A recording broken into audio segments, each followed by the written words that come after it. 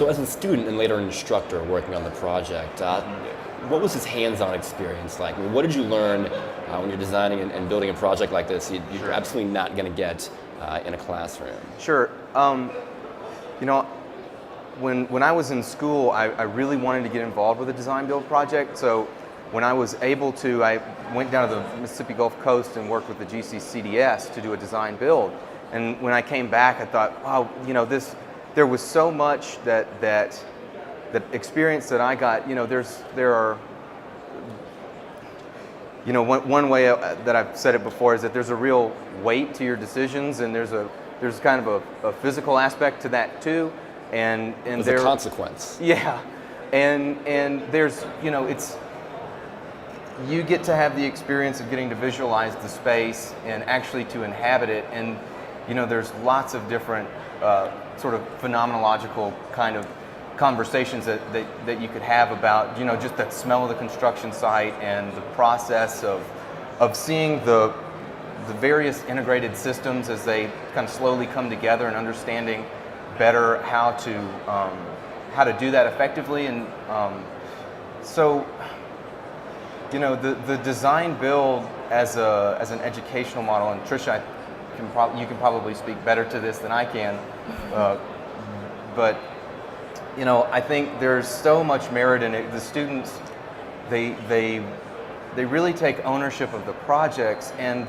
just the way that they. I'm sorry, I'm kind of losing. Well, we're here representing a huge team, you can imagine, and I think our efforts to do this kind of work sort of bring together people in a way that maybe the day-to-day practice doesn't always allow, because sometimes it takes a longer conversation to integrate certain things, or the regulatory interests don't permit it. So from a community standpoint, they got involved by, for instance, changing their ordinances. And we worked through that as the students, and not just in architecture, but other disciplines.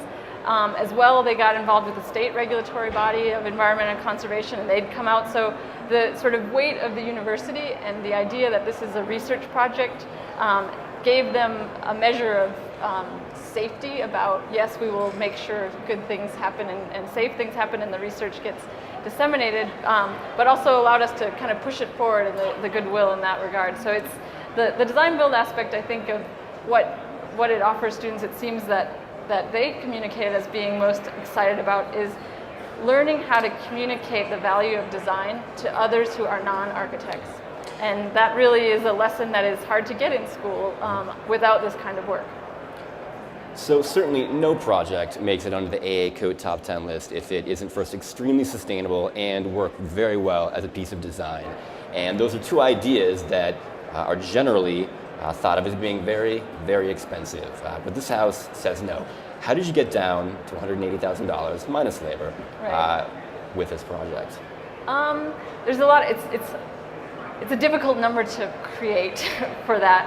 And I think the most important aspect about what we tried to do, though, is we worked in the spirit of the original Norris cottage, which is about size. Those cottages were 550 feet, the largest being 1,300 square foot, because that was the sort of CEO of the TVA kind of thing and his entertaining. So really thinking about size and how that size of those cottages has endured for 75 years.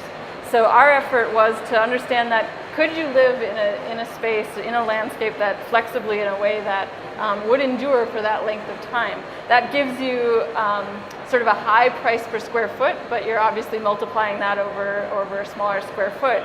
I think the other thing, we weren't trying to do anything completely revolutionary other than the integration of all of these available things, and we can take the time to address the things that would limit others or require them to set that aside and have to move on. And we really didn't allow any of those hurdles to stop us. We figured out ways to sort of take them apart and move forward each time, either through academic areas, industry areas, etc. So that really sort of talks about a different type of innovation than something that's an expensive, unknown product, and more about taking the time to think through how available things can work smartly together in a space that will work for a long time. We're really, really honored to have the COTE Top 10 award, but I think even more so to think about a project that the University of Tennessee did that will be around as long as these TVA houses are and loved in that same way. And that's a measure of sustainability certainly as well. So what's next for the new Norris House? Well, some of the colleagues are sitting out here now looking like, oh no, but we're certainly trying to advance the Design, Build, Evaluate program. We're doing a lot of measuring and monitoring on this house, and so that data is kind of going forward, while at the same time we've won another EPA award to look at green oak construction, which in the United States, this is not currently regulated for structural purposes, so undried oak, and looking at it as an important, valuable resource in our area and how that might be used and applied for a demonstration project, perhaps with the university's extension's 4-H camp. So we're interested in kind of moving that forward. We're looking beyond LEED and looking at the Living Building Challenge as, is that a possibility for us? So constantly trying to kind of raise the bar each time. Fantastic. Well, if you left here today and you didn't know everything you wanted to know ever about the new Norris House, check out today's convention special edition of AIA Architect. There's a story about it and this year's COTE Top 10 list. And with that, I want to thank Tricia Stuth and Matthew Lyle. I'm Zach Mortiz, Managing Editor of AIA's AIA Architect, and thank you for your time.